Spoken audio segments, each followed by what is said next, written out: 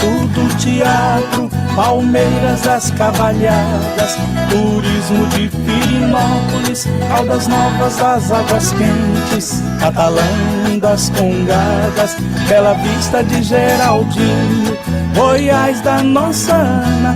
O programa vai mostrar a essência da alma goiana.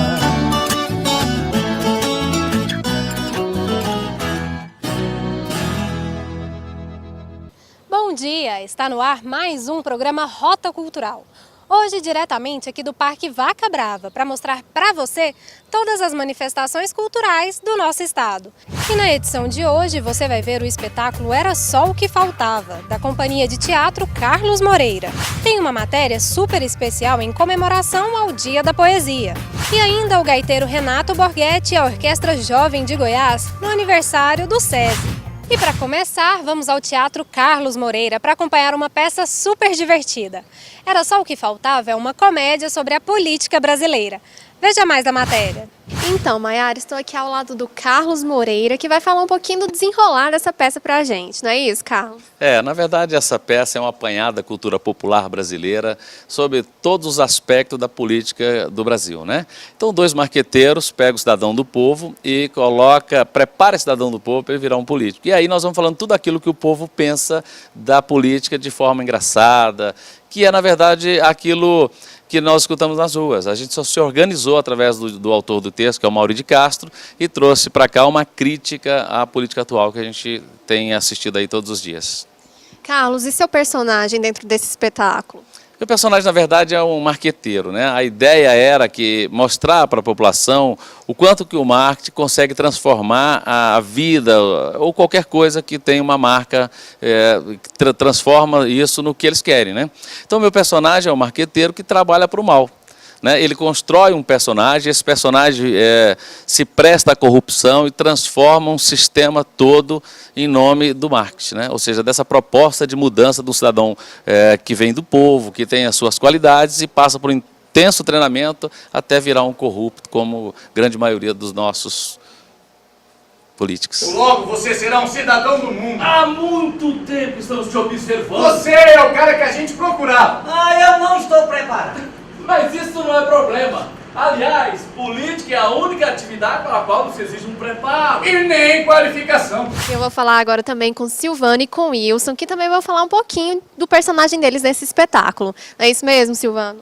É isso. Meu personagem é um marqueteiro junto com o Carlos, né? E o interessante que eu achei desse personagem é que a gente mostra para o povo, através do teatro, que muitas vezes a gente julga o político pela mal ação que ele faz, pela corrupção, mas a gente não sabe que ele foi induzido a isso, que ele foi treinado para isso, né? E a gente vem mostrar isso, eu e o Carlos, a gente induz o cidadão, que é o ursinho, a fazer suas falcatruas, suas corrupções, e a gente tira um pouco desse julgamento só do político e a gente joga por trás também de toda a produção que tem para esse político, até toda a concepção, até ele sair do forno, como os marqueteiros querem. O que vocês estão pensando na minha campanha, hein? Eu tenho pensado em algo que toca o coração. Eu também. Tem que ser uma coisa que faça o povo chorar.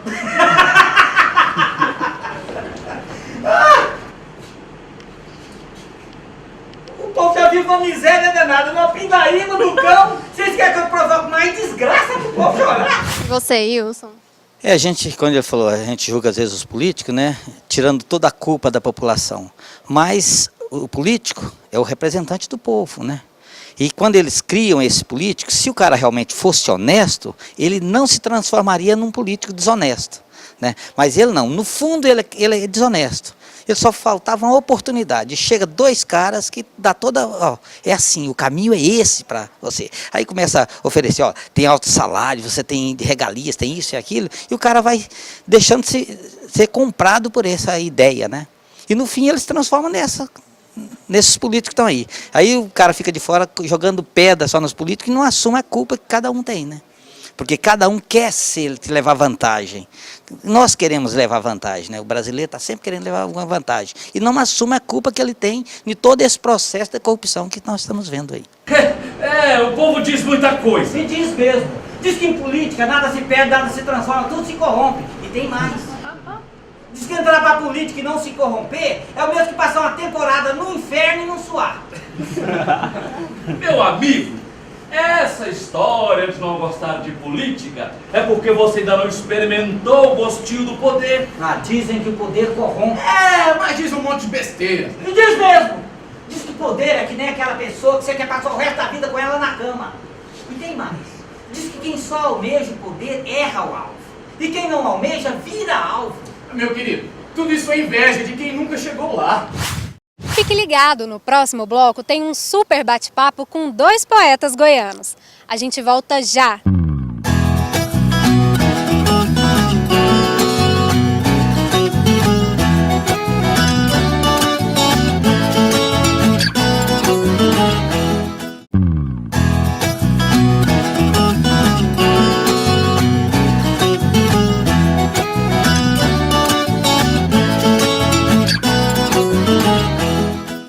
Dia 14 de março comemoramos o Dia Nacional da Poesia.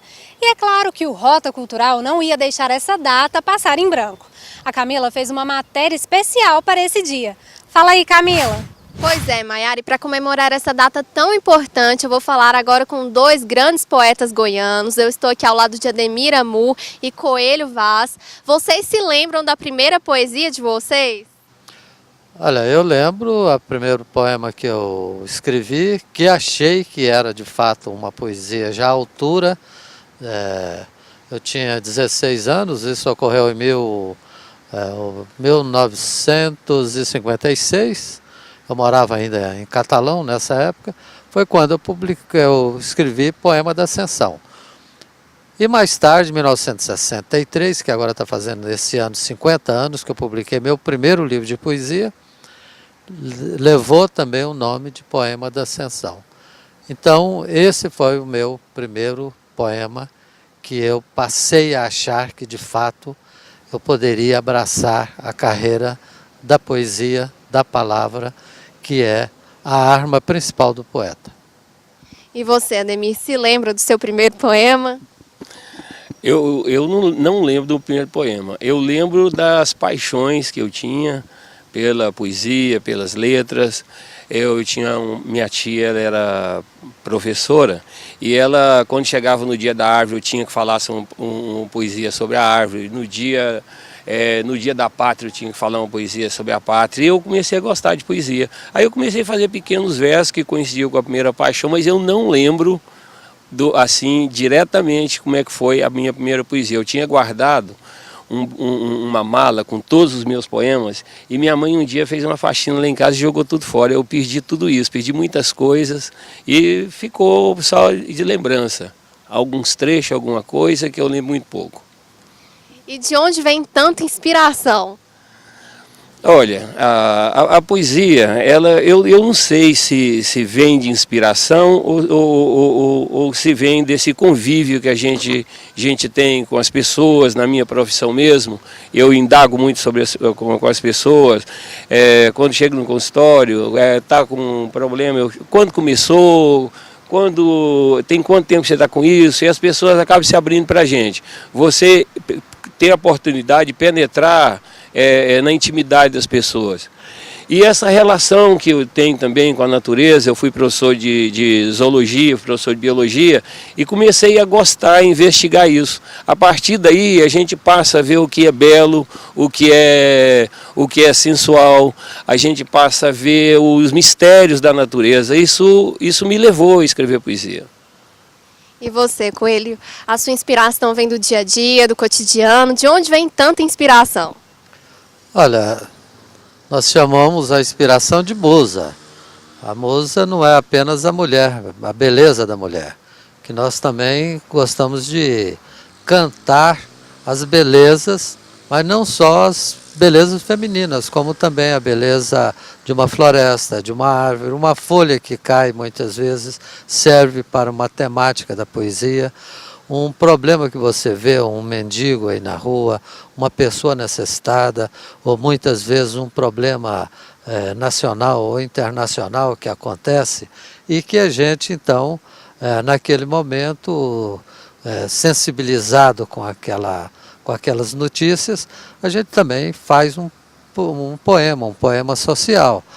De forma que a inspiração não tem hora para chegar, ela não pede licença, ela surge de uma maneira toda dela. Então a inspiração vem e nós não temos como reprimi-la. Essa é a realidade. E que vem com segredos, vem com sabedoria, vem com alegria, vem com angústia, vem com a necessidade do ato de escrever. Então é esse o ato do poeta de escrever os seus poemas. Primavera louca.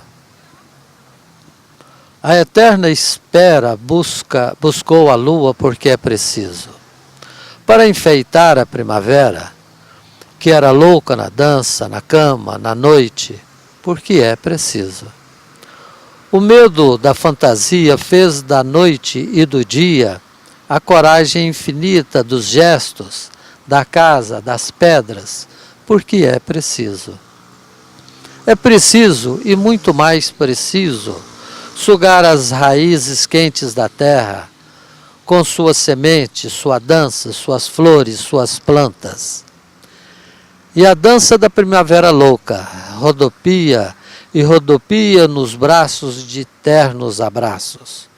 Só assim foi preciso, com mãos fortes, pintar fome e pranto, para configurar o instante, porque assim é preciso. Amor, e falando em poesia, você está lançando agora um livro em Cuba, né? Fala um pouquinho melhor sobre essa história pra gente. É um livro que eu lancei em 2003, chamado O Outro Braço da Estrela. É um livro bilíngue, que nessa época eu estava estudando espanhol. Depois, esse livro, parece que muita gente gostou desse livro, que eu falo sobre a casa. Igual nós estávamos falando aqui, o Geraldo disse agora mesmo, da inspiração, das pesquisas que a gente faz, eu comecei a observar a relação do homem com a casa. E desde a casa, a caverna, até a casa atual, tudo, a intimidade do homem com a casa, com seus cantos, com seus móveis, a lembrança da casa da infância, a casa que você vive, onde você resolve seus problemas, você chora, você grita, onde a casa abrigo. E cada palavra dessa surgiu uma coisa sobre a casa. E ficou um livro que as pessoas agradaram. Eu estive no Chile também, lancei esse livro lá e agora estou indo para Cuba agora. Estou lançando esse livro lá e espero que agrade também os cubanos, porque fala sobre muita liberdade, uma casa de sonhos, uma casa que todo mundo almeja ter. Então, a expectativa é muito grande. Quando você falou sobre a inspiração da poesia, tudo, e Geraldo falou na musa, nas paixões também, tudo. E a minha atual esposa, eu fiz um poema para ela, chamado Travessia de Gente Grande. Foi na época de uma paixão imensa mesmo. E quando eu comecei a fazer poesia, eu achava que o valor da poesia estava na imagem. E eu gostava muito do surrealismo, das coisas fantásticas da vida. Uma vez eu fiz um poema que ele terminava assim: deixa-me viver infiltrado de barro, bandeiras e seios. E eu não sabia o que eu estava escrevendo. Tinha um professor, o professor Jairo, um dia chegou para mim e falou assim: Demir, mas que coisa bonita você escreveu. Deixa-me viver infiltrado de barro, bandeiras e seios. O barro, a terra, a bandeira, a liberdade, os seios, o prazer. É isso que todo mundo deseja. Aí eu comecei a criar essas imagens dentro da poesia. E fiz um poema para ela chamado Travessia de Gente Grande, que é o primeiro título do meu livro. Inclusive foi o primeiro livro editado pela editora Kelps. Eu recebi até uma homenagem lá do Antônio, do Valdeci, do Zé e do Ademar, que eu agradeço muito, uma oportunidade de agradecê-los. E tudo, e essa poesia, eu vou declamar um trechozinho, porque a poesia é imensa, a poesia é muito grande. Ela fala assim: uma saudade rasgada deformou meu sono empoeirado no inverno sequioso de beijos. E eu, entre rochas e flores, imaginava tornar palpáveis as luzes que emanavam de teus olhos. As estrelas ardiam e teus pingos vermelhos claros manchavam meu estandarte cravado no coração. Rolava todas as manhãs no orvalho deixado pela noite. Ontem eu não te vi. Nos recôncavos da minha inspiração, uma flauta com cheiro de violão me dizia que eu estava muito distante, tinha muito mar, muita rocha e muita canção engomada para eu ultrapassar. Escorreguei, quase caí na tua virilha, fiquei parado na orla de teu umbigo. Um cavalo galopando deixava marcas profundas na terra fofa. Um mendigo coxo jogava sementes roxas nos buracos e cuspia. Saía depois assobiando uma canção que eu escutava de uma vizinha há 17 anos atrás. Estava tão distraído assim como quem olha a lua e de repente vi uma gota cristalina descendo em minha direção.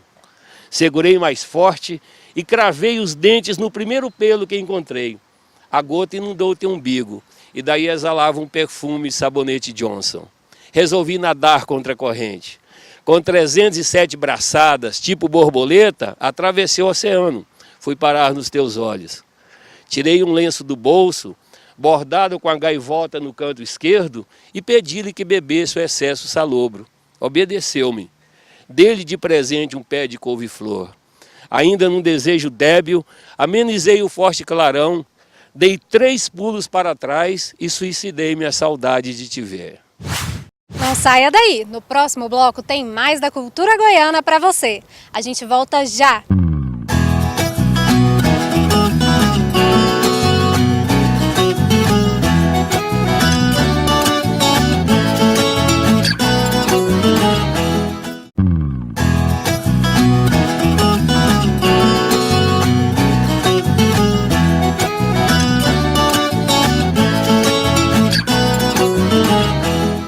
Consolidado como a marca da responsabilidade social, o SESI Goiás completa 60 anos. As comemorações se estendem durante todo o ano e nós estivemos no início das festividades desse grande parceiro.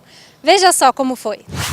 Pois é, Maiara, e para dar início a essas comemorações, o Teatro SESI traz hoje um concerto do gaiteiro Renato Borghetti e da Orquestra Jovem de Goiás. Então vamos acompanhar um pouquinho dessa festa.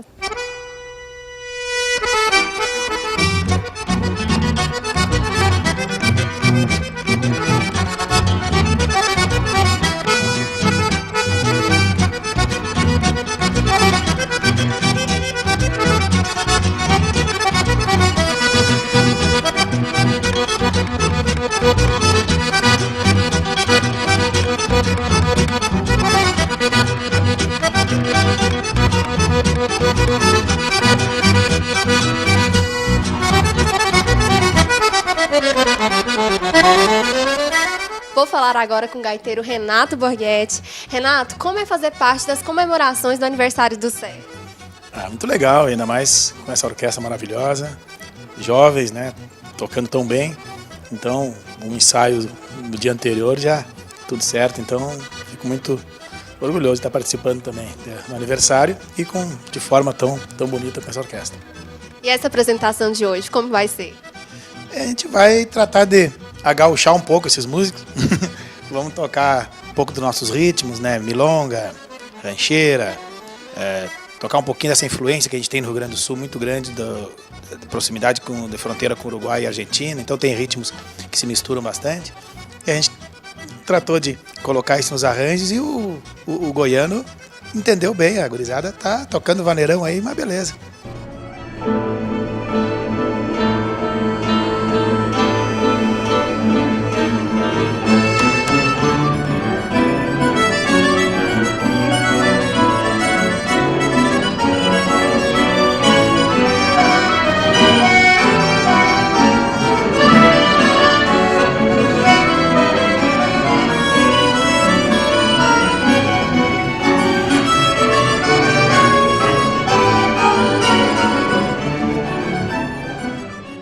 Ao lado do maestro da Orquestra Jovem de Goiás, Eliseu Ferreira. Eliseu, para você, como é se apresentar ao lado do Renato Borghetti?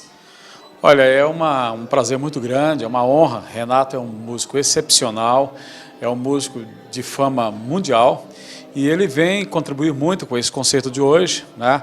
É um repertório muito bonito, um repertório vibrante, e a orquestra está adorando tocar.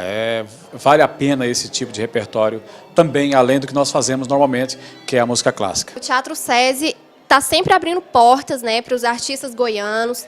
Qual a importância de uma instituição como essa, na sua opinião? Eu acho de fundamental importância, porque o SESI é uma instituição séria, uma instituição brasileira, e aqui em Goiás, através do SESI, tem ajudado na promoção da cultura, né? Através desse teatro, trazendo artistas, dando suporte para que artistas locais também possam se apresentar, né? E abrindo o teatro à população em geral, com espetáculos gratuitos. Então isso é muito bom, uma atitude louvável, e que eu espero que continue e que seja incrementada.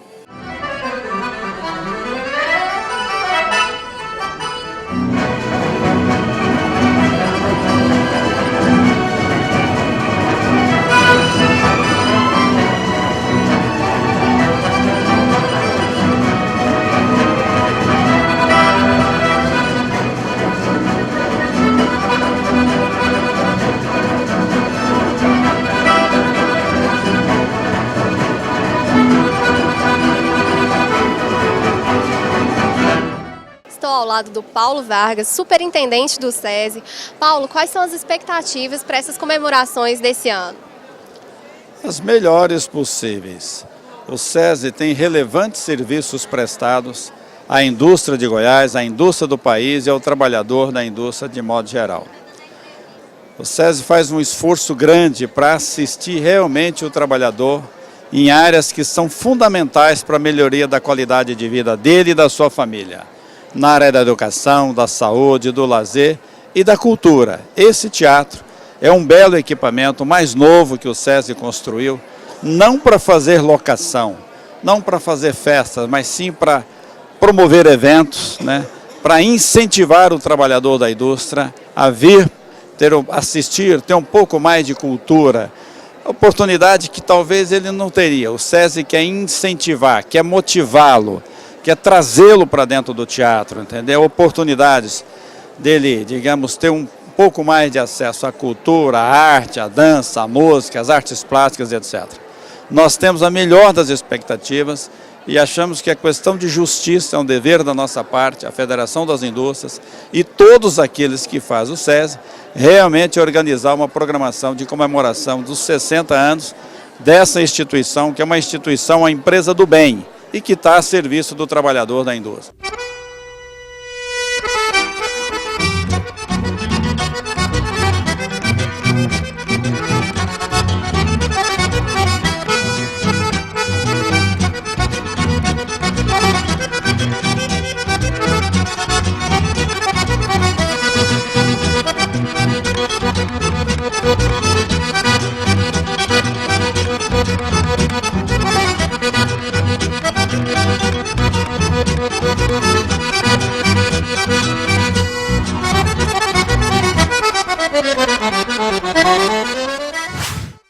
Agora papel e caneta na mão para ficar por dentro dos eventos da semana com a nossa agenda cultural. Dia 9 de março tem o show Elas por Elas, em homenagem a Elis Regina no Teatro Goiânia, a partir das 21 horas. Dias 9 e 10 de março tem o espetáculo Moulin Rouge, no Teatro Madre Esperança Garrido, a partir das 20 horas. Dias 9 e 10 de março tem o espetáculo TPM, Tempo para a Mulher, no Teatro SESI. No dia 10 de março tem o espetáculo Coffee Break, da Companhia de Teatro Três Marias, às 19 horas no Goiânia Ouro. Dia 15 de março tem show especial com Maria Eugênia para comemorar os 20 anos de carreira, no Teatro SESI. O Rota Cultural de hoje fica por aqui, mas eu espero por você no sábado que vem, às 11 horas da manhã, aqui na TBC News. Até lá!